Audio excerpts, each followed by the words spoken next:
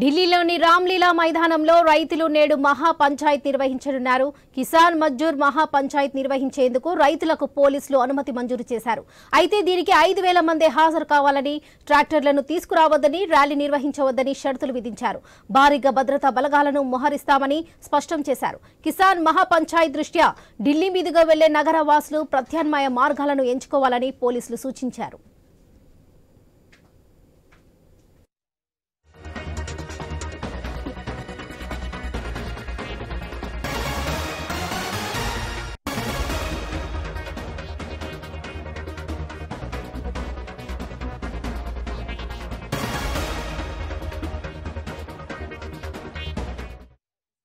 ఇప్పటికే పంజాబ్, హర్యానా, ఉత్తరప్రదేశ్, రాజస్థాన్, ఉత్తరాఖండ్ లాంటి రాష్ట్రాల నుంచి వందలాది ట్రాక్టర్లు, ట్రాలీలు ఢిల్లీకి చేరుకున్నాయి. అలాగే రైళ్లలో కూడా వేలాది మంది ఢిల్లీకి చేరుకున్నారు.